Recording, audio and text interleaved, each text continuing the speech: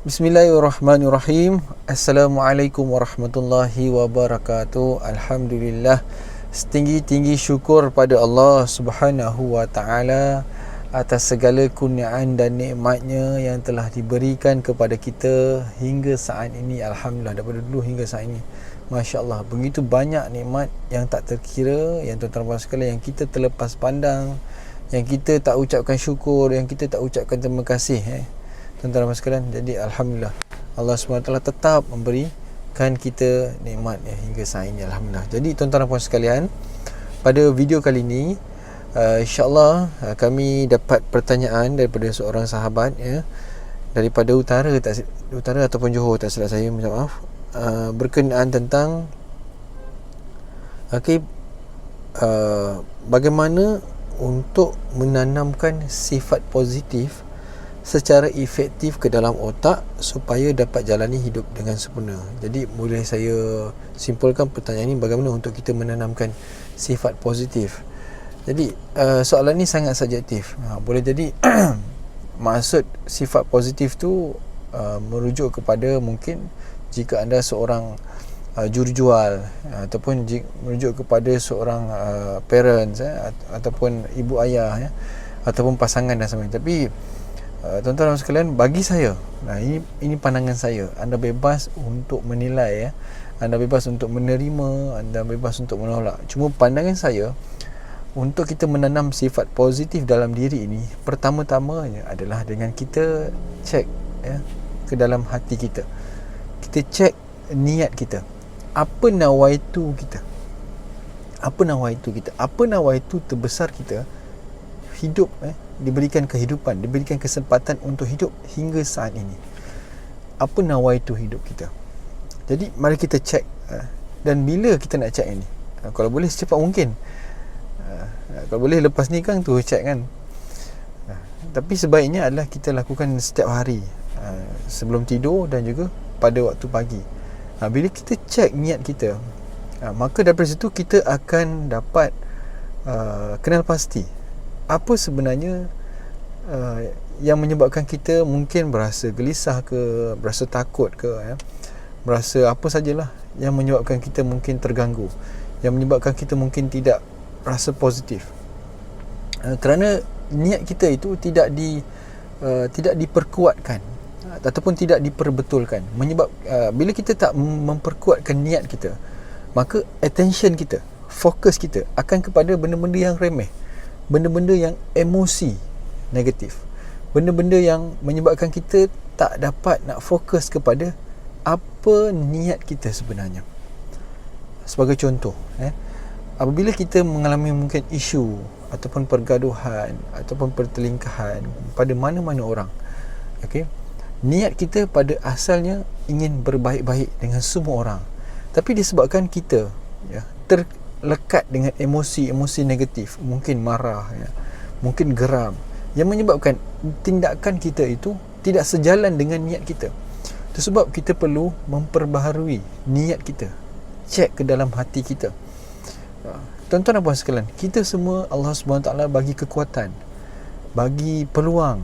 Allah SWT bagi peluang dengan mana kita, jika kita niat dan kita benar-benar nak, insya-Allah Allah Subhanahu Wa Taala akan mudahkan, Allah Subhanahu Wa Taala akan beri. Jadi kemudian barulah kita, tuan-tuan dan puan sekalian, kita letakkan, pasrahkan, tawakal kepada Allah Subhanahu Wa Taala, sama ada Allah Subhanahu Wa Taala nak bagi atau tak. Tapi tuan-tuan dan puan sekalian, kita diberi peluang untuk meletakkan attention kita kepada apa yang kita nak, apa yang kita niatkan. Dan niat itu yang perlu kita selalu semak, selalu muhasabah, yang kita perlu selalu ingatkan diri kita terhadap niat tersebut. Boleh jadi niat kita sebelum ini semata-mata hanya kerana nakkan wang, ataupun semata-mata kita nakkan harta ataupun pangkat. Tuan-tuan dan sekalian, bila niat kita semata-mata hanya kerana yang bersifat material, jadi itu niat yang tidak terlalu kuat, sebab dia bersifat harta kan, itu sebut boleh musnah. Jadi apa yang tak boleh musnah, tuan-tuan dan sekalian? Tentunya niat kita itu kita perbaharui Okey, bagaimana kita punya hubungan dengan Tuhan. Itulah niat yang mana kita perlu utamakan, sebab tujuan kita datang ke dunia ini atas sebab apa. Jadi tuan-tuan dan puan sekalian, perbaharui niat kita. Mungkin dia tergantung kepada belief anda, kepercayaan anda.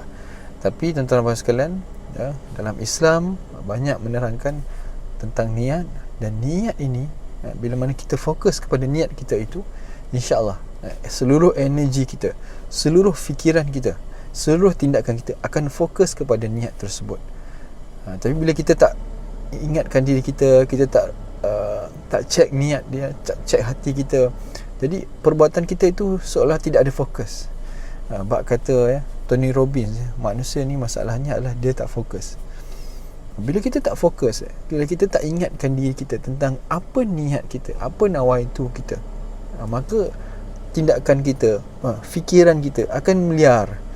Jadi itu yang melekat pada, bila ada berlaku benda-benda kecil sikit, kita mudah terasa hati, emosi kita mudah down, kita mudah stres, kerana nawaitu kita itu kepada benda, kepada satu perkara yang hak, yang paling benar, yang paling hakikat itu tidak kuat. Jadi tak salah kalau kita nak kejar harta, nak kejar dunia, tak salah. Tapi tuan-tuan dan sekalian, letakkanlah itu di bawah perbanding kita letakkan yang sepatutnya apa perkara yang perlu kita utamakan. Niat kita itu perlu diutamakan kepada perkara yang hak. Dan tentunya bagi saya perlunya kita meluruskan niat kita terhadap apa saja yang kita lakukan di dunia ini, insya-Allah. Walaupun kita manusia, kita lakukan kesalahan, kita lakukan dosa, tapi kita refresh niat kita supaya seluruh attention kita, tenaga kita, fikiran kita, state kita, semuanya tertumpu kepada niat kita yang suci, yang bersih itu, yang kita sentiasa ingatkan diri kita. Jadi tuan-tuan dan puan sekalian, bila mana kita ada niat yang betul, kita refresh niat kita, maka insya-Allah kita ada fokus yang betul. Fikiran kita pun akan fokus kepada perkara itu, tindakan kita pun akan fokus kepada perkara itu. Maka tuan-tuan dan puan sekalian, apabila kita jaga hubungan kita dengan Allah Subhanahu Wa Taala, seluruh ini insya-Allah akan dapat bantuan daripada Allah SWT. Tapi peranan kita apa? Peranan kita perlulah kita usaha. Tindakan kita perlu ada, fikiran kita perlu ada, niat kita perlu ada, perasaan kita pun perlu betul, iaitu fokus kepada niat suci kita, insya-Allah.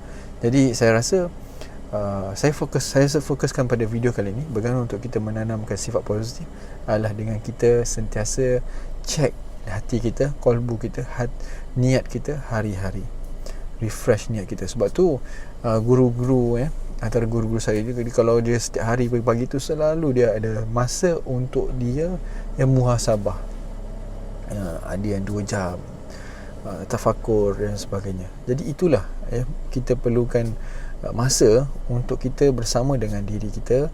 Jadi bila mana kita ada masa dengan diri kita, maka insya-Allah di situ kita akan dapat memperbaharui niat kita. Kita dapat selesaikan mungkin ada masalah-masalah lain, contoh emosi yang masih melekat, emosi marah ke, takut ke, khawatir ke, bimbang dan sebagainya, itu dapat diselesaikan dalam tempoh durasi tersebut. Jadi insya-Allah, maka bila mana segala masalah-masalah dalaman kita yang dapat diselesaikan, insya-Allah kemudian bila kita dah selesaikan, barulah dia jernih.